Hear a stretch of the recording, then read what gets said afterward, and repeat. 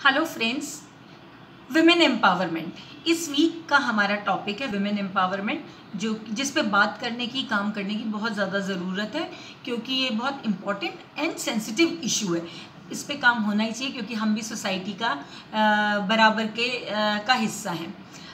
Friends, जब भी हम विमेन एम्पावरमेंट की बात करते हैं तो एक सवाल मेरे सामने खड़ा हो जाता है कि एक फीमेल एक लाइफ को बर्थ देती है, उसे पालती है, बड़ा करती है, ट्रांसफॉर्म करती है, और वो बनता है एक successful CEO, successful scientist, professor, powerful human being, powerful politician. सब कुछ वो फीमेल के पास से पल कर, पढ़ कर, आगे बढ़कर ऐसा बनता है। तो वो पावरफुल लोगों को जन्म देने वाली फीमेल खुद कब कमज़ोर हो गई ये पता नहीं चला। तो मेरे मन में आता है कभी कभी कि कहीं हम किसी साजिश का तो शिकार नहीं हो गए, या किसी गेम प्लान में ट्रैप तो नहीं हो गए। क्योंकि अगर हम वैदिक एरा में जाएं तो वहाँ पे विमेन एजुकेशन भी थी, फीमेल को अपनी लाइफ के लिए डिसीजन लेने के राइट्स भी थे। तो ये डेवलपमेंट के साथ ये कब हो गया कि औरतें पीछे रह गई, और अब उनको सालों से हम एम्पावर करने की कोशिश कर रहे हैं। उन्हें बार बार याद दिलाया जा रहा है कि तुम कमज़ोर हो, तुम कमज़ोर हो, औरतों को मजबूत बनाओ, मजबूत बनाओ। मुझे लगता है कि ये कह के भी हम कमज़ोर बना देते हैं। एनीवे, मैंने पूरे आप लोग के एक्सपीरियंसेस पढ़े, मुझे बहुत मोटिवेशन भी मिला, और लगा कि हाँ, सबके अपने पेन है, अपनी हेल्पलेसनेस है, साथ ही अपना करेज भी है। और उस करेज के कारण ही हम लोग अपनी जो भी फैमिली है, जो सोसाइटी है, या हमारा माइंडसेट है, उन सब के साथ हमने फाइट करते हैं और हम आगे बढ़ते हैं और अपनी एक आइडेंटिटी बनाते हैं। तो फ्रेंड्स, मैं अपना एक्सपीरियंस शेयर करने जा रही हूँ।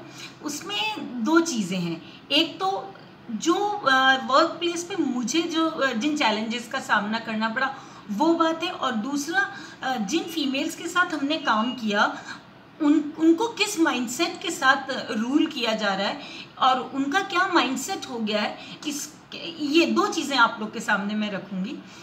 तो फ्रेंड्स, इसके लिए थोड़े साल पीछे जाना पड़ेगा, क्योंकि ये हमारे एनजीओ का प्रोजेक्ट था। In 2014 we got a project from NABARD in our NGO that was self-help group formation and bank linkage program। हमें ये प्रोग्राम जयपुर डिस्ट्रिक्ट के ये दूदू ब्लॉक के लिए मिला। वहाँ की हमने गाँव में उन फीमेल्स के साथ, रूरल फीमेल्स के साथ हमने काम किया। फ्रेंड्स, ये सेल्फ हेल्प ग्रुप शायद आप लोग में से ज़्यादातर लोग समझते होंगे, लेकिन फिर भी मैं थोड़ा सा ब्रीफ में आप लोग को इसके बारे में बता देती हूँ कि ये self help group programme totally women empowerment, या यूँ कहिए कि फिनेंशियल इंडिपेंडेंस ऑफ वुमेन पे ही बेस्ड होता है। और इसमें करीब मतलब 10 to 20 फीमेल्स का एक ग्रुप बनाते हैं, और वो लोग सब मिलकर मतलब एक सोसाइटी की तरह काम करते हैं। उसमें 3 ऑफिस बेयरर्स भी होते हैं, प्रेसिडेंट, ट्रेजरर एंड सेक्रेटरी, बाकी मेंबर्स होते हैं। और फिर इन लोगों को की पूरी ट्रेनिंग होती है कि how to maintain your account, और how to maintain your different registers, और लोन कैसे दो, कैसे लो ग्रुप में। तो और कुछ अमाउंट ये जो फीमेल्स तय करती हैं, लाइक 50 रुपीज़ पर मंथ पर पर्सन, 100 रुपीज़ पर मंथ पर पर्सन, जो भी ये डिसाइड करते हैं वो अमाउंट ये लोग डिपॉजिट करते हैं और सेव करते हैं। तो और फिर इनका बैंक में एक अकाउंट खुल जाता है उस सोसाइटी के नाम से, और उसमें यही लोग सिग्नेटरी होते हैं, बैंक सिग्नेटरी, और वहाँ पैसे डिपॉजिट होते हैं। और जब इनको शुरू में ये आपस में लोन करते हैं तो इनकी कुछ भी ज़रूरतें हो सकती हैं, जैसे कि घर में बच्चा ही बीमार है, तो खड़ी होकर एक औरत अपने हस्बैंड से कह सकती है कि जब वो कहेगा कि पैसे नहीं है, मैं इलाज में दिक्कत आ रही है, तो वो एक बार कह सकती है, सुनो मैं अरेंजमेंट करूं। जिस दिन वो ऐसे कहती है, आदमी मुड़कर देखता है कि अच्छा, क्या बात है। तो इस तरह का ये प्रोजेक्ट है। और जब इनके बैंक में एक हैंडसम अमाउंट हो जाता है इकट्ठा, तो उसके बाद बैंक इनको लोन देता है फॉर देयर लाइवलीहुड और फॉर देयर नीड्स। लाइक वो लोग, किसी को स्टिचिंग आती है तो वो स्विंग मशीन खरीद सकती है, या किसी लेडी को लगता है कि नहीं, मैं एक बकरी खरीद लेती हूँ, फिर उससे मैं अपना लाइवलीहुड खड़ा कर सकती हूँ। वो एरिया वाइज होता है या फैमिली वाइज होता है, या उस फीमेल का अपना टैलेंट, अपनी एबिलिटी, अपनी इच्छा होती है। और फिर धीरे धीरे करके ये पूरे ग्रुप की जिम्मेदारी होती है, फिर पूरा और ये लोग उसको रीपे कर देते हैं। तो ये प्रोग्राम बहुत अच्छा होता है। इसमें बहुत सारी ट्रेनिंग्स होती हैं। फीमेल्स में सेल्फ कॉन्फिडेंस आता है, लीडरशिप आती है, अवेयरनेस आती है। तो हम लोग दूदू ब्लॉक के कुछ गाँवों में हम गए, बहुत मुश्किल से हमने फीमेल्स को अप्रोच किया, और जब करीब 20-25 फीमेल्स आ गई तो हमने इस पूरा कॉन्सेप्ट उनको बताया और उनको समझ भी आया और वो बहुत खुश हुई, और उन्होंने कहा कि मैडम हम भी जुड़ेंगे, हम भी जुड़ेंगे। तो मैंने कहा कि ठीक है, आप लोग ऐसा करो कि वो लोग ने 50 रुपीज़ पे उन्होंने अग्री किया। तो मैंने कहा ठीक है, आप लोग 50 रुपीज़ डिपॉजिट करना शुरू करिए। तो जैसे ही मैंने ये बोला तो बोलती है, मैडम 50 रुपये अभी लाऊं? मैंने कहा हाँ। तो मैंने कहा अभी मत लाओ, 2 दिन बाद ले आना। तो उन्होंने कहा ठीक है मैडम, मैं वहाँ से पूछूँ ली। वहाँ से पूछूँ लूँ क्या मतलब क्या होता है कि I will ask to my husband, मतलब फॉर 50 रुपीज़ उनके लिए क्या था कि वो अपने हस्बैंड से परमिशन लेंगे। तो मैंने कहा ठीक है, ओके, क्योंकि जहाँ हम वुमेन एम्पावरमेंट की बात कर रहे हैं वहाँ हम मेल फीमेल की लड़ाई नहीं करवा रहे हैं, उनका ईगो क्लैश नहीं करवाना चाहते। वुमेन एम्पावरमेंट का सिंपल सा मतलब मुझे लगता है कि मैं मेरी लाइफ के लिए रैशनल डिसीजंस ले सकूं। मेरा तो एटलीस्ट मेरी लाइफ पे राइट हो, अधिकार हो, मेरे डिसीजंस हों। तो और साथ ही लड़ाई नहीं करनी। जब अगर हम ये मानते हैं कि वुमेन पीछे रह गई तो उसको थोड़ा आगे लाके और साथ चलना है। दोनों मेल फीमेल एक दूसरे को इक्वल समझें, इक्वली रिस्पॉन्सिबिलिटीज़ बेयर करें और एक अच्छी ज़िंदगी जिएं। एक दूसरे की रिस्पेक्ट, म्यूचुअल रिस्पेक्ट होनी चाहिए, म्यूचुअल रिलेशनशिप होनी चाहिए। तो मैंने कहा ठीक है, आप लोग पता करिए, हम ना 2-3 दिन बाद वापस आएंगे। तो हम 2-3 दिन बाद वापस पहुँचे तो यू वोंट बिलीव कि सिर्फ उन 25 में से सिर्फ हमारे पास वापस 7-8-9 महिलाएं आईं। तो हमने कहा बाकी कहाँ हैं? तो उन्होंने कहा कि मैडम हमारे हस्बैंड ने मना कर दिया। मैंने कहा किस चीज़ के लिए मना कर दिया? बोले कि मैडम आपने कहा है ना 50 रुपीज़ जमा कराने के लिए, तो 50 रुपये तो वो नहीं देंगे। मैंने कहा क्यों नहीं देंगे? बोले कि वो बोले कि तुझे कुछ आता भी है क्या, तुझे कुछ समझ है क्या, तू जानती है क्या कि सेविंग क्या होता है, बैंक क्या होता है, और तुम्हें क्या ज़रूरत है, तुम सिर्फ अपना काम करो, घर संभालो, बच्चे संभालो, तुम इसी चीज़ के लिए और यही करो। तो मैंने कहा ये क्या बात हुई? तो बोले कि हाँ तुम्हारा बस यही काम है, जाओ जाके मेरे लिए खाना बनाओ और खेती करो और बस, और कुछ नहीं। और वो मैडम शहर से आई हैं तो तुमको ना बेवकूफ़ बना रही हैं, और तू बेवकूफ़ है ही, तो तू तो जन्मजात बेवकूफ़ है। लाइक दिस, इस तरह की जो डायलॉग्स होते हैं ना उन लोगों में, वो हुए। तो उन्होंने कहा हम तो इस प्रोग्राम से अब हमारे लिए तो मुश्किल है। मैंने कहा ठीक है, मैं आपके गांव के जितने भी आदमी हैं ना उनसे बात करूँगी। That was challenge for me. तो खैर हम लोग ने गांव के सारे आदमियों के साथ बात की, बहुत फ़ाइट करनी पड़ी क्योंकि उनका ये मानना था कि हम भाग जाएंगे, हम गलत हैं, हम बेवकूफ़ बना रहे हैं उनको। ऑल्दो हमारे साथ गवर्नमेंट की स्टैंपिंग थी, उसके बावजूद हमें इतना फेस करना पड़ा। तो उन्होंने कहा आप मैडम शहर की औरतों को हम जानते हैं, हमारी गांव की औरतों को बेवकूफ़ मत बनाओ, उनको पता है उनका क्या काम है और वो बेवकूफ़ है, उनको वैसा ही रहने दो। तो मुझे बहुत पेन हुआ कि ये क्या बात है। खैर हम लोग ने इसके पहले उन फीमेल्स का लाइफ स्टाइल, वर्किंग स्टाइल हमने जान लिया था। तो स्टोरी में ट्विस्ट यहाँ पर है। अब आप देखिएगा कि बात यहाँ 50 रुपीज़ की नहीं है, बात यह है कि 50 rupees in comparison to what. तो ये जो फीमेल होती हैं गांव की, ये घर का पूरा काम करती हैं, खाना, घर को संभालना। और गांव में आप लोगों को तो नहीं मालूम होगा, लेकिन गांव में क्या होता है कि घर में ही गाय, भैंस, बकरी सब होते हैं, उनको भी काम एक फीमेल ही करती है। और घर में बच्चों का काम और खाना बनाना, जो घर के काम होते हैं वो तो करना ही है। उसके अलावा इन लोगों को खेत पे भी जाना होता है, सुबह जानवर को लेके भी जाना होता है जंगल में। तो मैंने कहा कि अगर ऐसा आप इतना काम करते हो तो आप लोग खेत में मज़दूर क्यों नहीं रख देते? तो मुझे फीमेल से बताया था कि मैम अगर एक मज़दूर हम रखते हैं तो वो 300 रुपीज़ पर डे लेती है। तो मैंने कहा अच्छा, तो आप लोग मतलब 300 रुपीज़ पर डे का काम करते हैं। और अगर आपके जानवर को कोई जंगल चराने ले जाए तो उन्होंने कहा 100 रुपीज़ पर डे। तो मैंने कहा इसका मतलब आप लोग 400 रुपीज़ पर डे का काम करते हैं। 400 × 30, क्योंकि वहाँ कोई 5 डेज़ वीक नहीं होता, वहाँ कोई संडे नहीं होता। तो इसका मतलब हुआ कि 12,000 रुपीज़ पर मंथ एक लेडी काम करती है, और 12,000 रुपीज़ पर मंथ काम करने के बाद में जब फसल पूरी लग जाती है तो उस क्रॉप कटिंग का भी काम फीमेल करती है।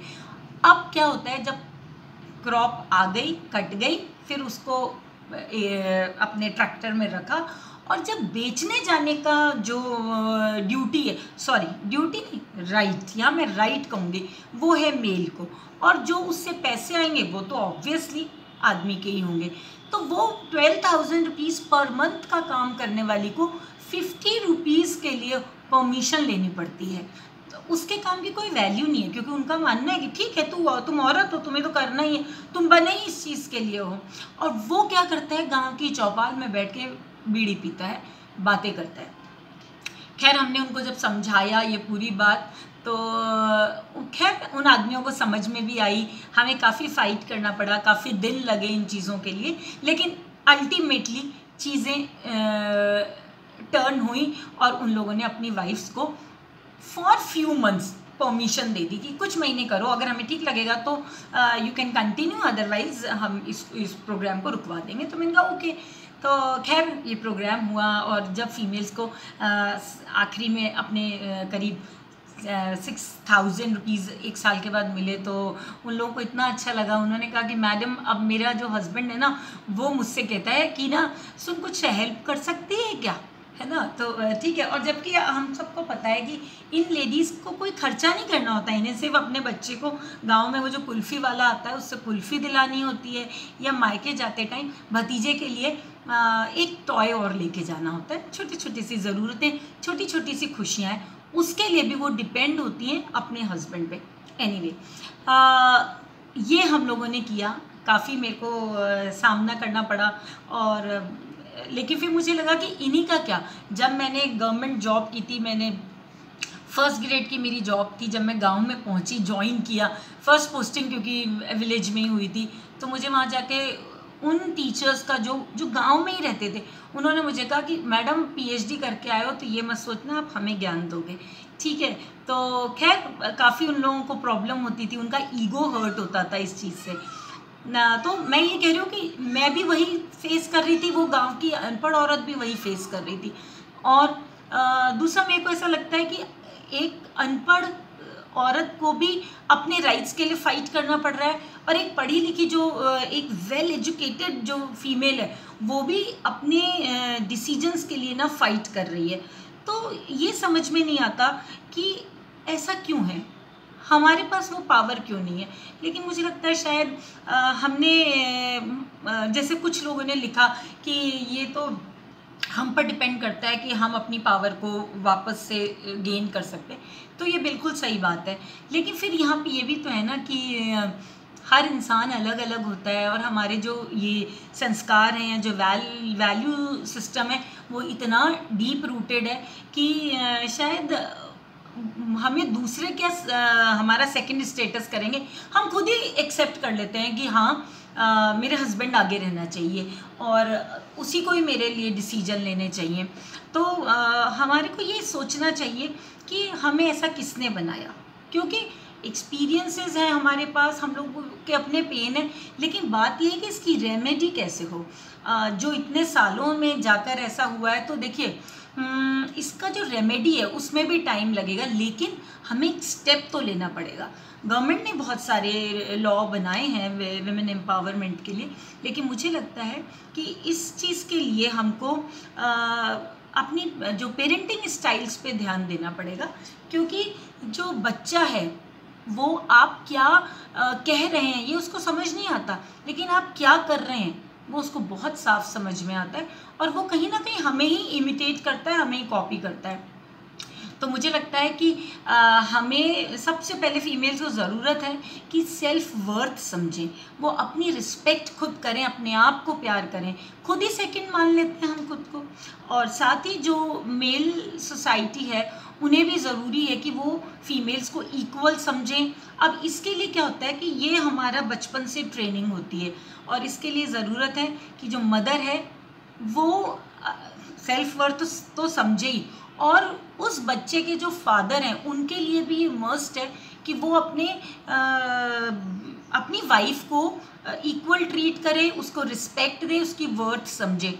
अक्सर घरों में मैंने देखा है कि जो फादर फिगर होता है वो अपनी वाइफ को कैसे कहते हैं, तू बेवकूफ़ है, तू नहीं समझेगी, तुम क्या जानो, तुम बाहर निकली हो क्या, तुम कमाती हो क्या, या कमाने भी ना जा रहे हो तो अरे फीमेल्स को तो मिल जाती हैं ऐसे अपॉर्चुनिटीज़, उनके टैलेंट को नहीं, उनको अपॉर्चुनिटीज़ मिल जाती हैं। तो मुझे लगता है कि जब बच्चा यही सब सुन सुन के बड़ा होता है तो जब वो बड़ा होने के बाद जब उसकी मदर उसको किसी बात के लिए टोकती है या रोकती है तो वो बच्चा भी उस दिन ही कहता है, मम्मी आपको क्या पता है, आपको अकल नहीं है, आप नहीं समझोगी, आप थोड़ी ना जानते हो बाहर की दुनिया में क्या हो रहा है। तो ये वो नहीं बोल रहा है, ये वो फादर बोल रहे हैं जिनको वो बचपन से सुन रहा है। तो मुझे लगता है हमें अपने बिहेवियर पे चेक लगाना पड़ेगा, हमें कॉन्शियस होना पड़ेगा अपने बिहेवियर के लिए। तो मेरा मानना है कि नेक्स्ट वीक अगर हो सके तो हम लोग को पेरेंटिंग पे बात करनी चाहिए, क्योंकि ये भी एक बहुत ही मच नीडेड प्रोग्राम है। और यहाँ मैं आप लोगों से भी कहूँगी कि आप अपनी फैमिली वालों को भी बताएं और सबको बताएं कि प्लीज़ हम फीमेल्स को आप कभी तो देवी बना देते हो कि बेटी है वो कन्या है, वो देवी का रूप है, और मेरी जो वाइफ है वो मेरी बहू लक्ष्मी का रूप है, बहन लक्ष्मी के रूप में आई है। प्लीज़ ये देवी बनाना बंद कीजिए, क्योंकि देवी बनाते ही क्या करते हैं आप लोग, उन पे बहुत सारी रिस्पॉन्सिबिलिटीज़ डालते हैं, बहुत सारे सेक्रीफाइसेस एक्सपेक्ट करने लगते हैं, और साथ ही उन्हें या तो देवी बना लेते हैं कुछ दिनों के लिए या उनको ऑब्जेक्ट की तरह डील करते हैं। तो मुझे लगता है ऑब्जेक्ट बनाना भी बंद करिए और देवी बनाना भी बंद करिए। आप अपने यहाँ पे आसपास अपनी फैमिली में सबको समझाइए कि तुम्हारी सिस्टर, तुम्हारी मम्मी, तुम्हारी बहन, तुम्हारी बुआ, दादी, माँ, सब ह्यूमन बीइंग हैं, वो ना देवी हैं और ना ही वो ऑब्जेक्ट हैं। तो उन्हें इक्वल समझो, उन्हें रिस्पेक्ट करो, और वो सब एक ह्यूमन बीइंग मान के उनका सम्मान करिए। और उनके अपने इमोशंस हैं, अपने थॉट प्रोसेस है, अपनी विजडम है, उनकी अपनी लाइफ है। फ्रेंड्स, इस बार भी थोड़ा वीडियो लंबा हो गया, लेकिन क्या करूं, ये जर्नी भी तो बहुत लंबी है ना, तो इसमें बहुत सारे एक्सपीरियंसेस हैं, बहुत सारी चर्चाएं करने की ज़रूरत है, और कहीं ना कहीं हम सबके दिल के करीब भी है ये टॉपिक, तो इस पर बात तो करनी ही पड़ती है, लंबी हो जाती है। लेकिन एनीवे हम सबको एम्पावर होने की ज़रूरत है, और आज से हम सब अपनी वर्थ समझेंगे और सामने वाले की वर्थ भी समझेंगे। Thank you so much.